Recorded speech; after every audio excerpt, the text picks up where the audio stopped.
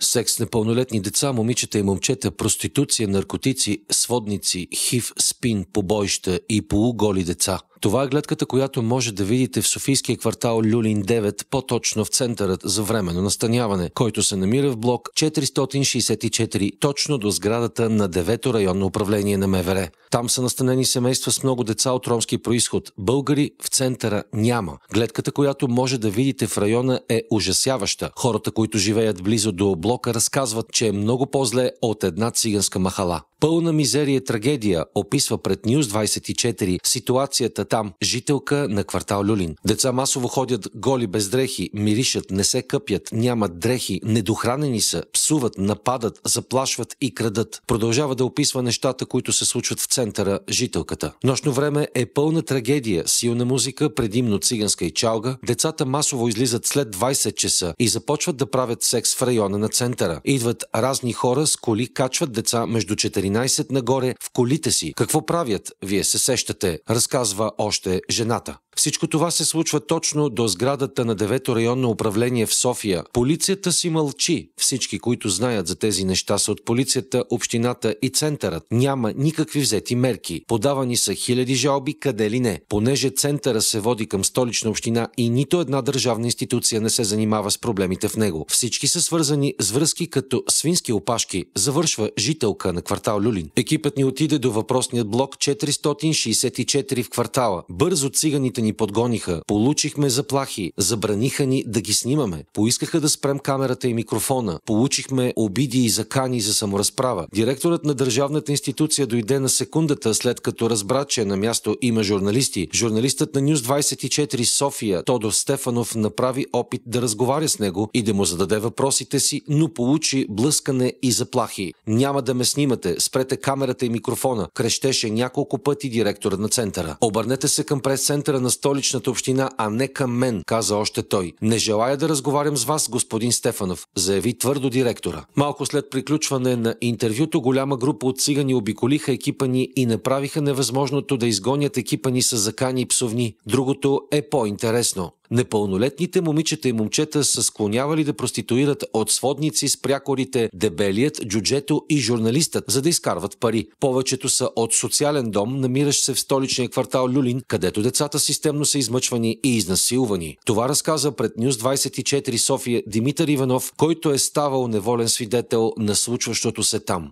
Клиенти. Цената на секс без презерватив е 20 лева, а пък свирка само 5 лева. На този ценоразпис непълнолетните се съгласяват, за да изкарват пари, които обаче дават на 3 сводници, а за тях не остава почти нищо. Определени деца дори са хив позитивни и разнасят спин сред мъже, които ги наемат по обяви през тайна група във Фейсбук. Дебелият, Джуджето и журналистът обикалят социалните домове и примамват децата. На един дават лакомства, на други пари и дрехи, трети пък вече покварени от наркотиците биват зареждани с дрога. Човекът с прякора, журналиста, преди време е работил в пловдивска медия, научи от свои източници News 24 София. Според нашите източници, главният в бандата е 45 годишен мъж с множество криминални регистрации, известен в цял Люлин с прякора Дебелия. Джуджето е 48 годишен и има ролята на шофьор и разводач на малолетните проститутки по адреси на Баровци. Дебелият зарибява млади момчета и момичета от години, а неговото досие започва от далечната 1992 година, когато е задържан за опит за убийство. Това разкри източник на News 24 София от СДВР, пожелал анонимност. През 2020 година в апартамента на Джуджето в Люлин е открит трупа на 13-годишно момиче, което е изнасилено. Заключението на съдебно-медицинската експертиза е било, че момичето има разкъсване вследствие на полов акт. През това време всички свидетели си задават въпроса защо е насилникът на свобода и не е задържан. Последният случай е с 11-годишно дете, което е похитено в метрото.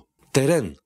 Дебелият води децата в собствения си апартамент, който използва и за терен на сексуални услуги. Първоначално ги храни и облича, след това в замяна започва да прави секс с тях и така постепенно ги покварява и прави проститутки. Тези, които не се подчинят доброволно, пък биват насилвани. Децата са подавали сигнали срещу него и се разказвали потресаващи подробности за изнасилванията. Разказва пред News 24 София друг наш източник, който е запознат с разследването.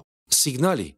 След среща с заподозряната банда, децата често са подавали сигнали в службите, но така и няма обвинение за никого от бандата. Имали са и сайт за детско порно, който е бил разкрит и затворен от ГДБОП преди няколко години. От тогава имат дело, но все още не е приключило в съда. Момче на 15 години, станало жертва на педофилска мрежа, както и много други такива момчета, разказва, че дебелият го е завел в апартамента си и го е заключил. След това му е казал, че много го харесва и иска да спи с него, но момчето му е отказало. Тогава дебелия обясни, че щом не става с добро, ще стане с лошо. Разказва още нашият източник. След отказа момчето е било ударено няколко пъти, след което тормозът над него е започнал и в крайна сметка е склонено да проституира.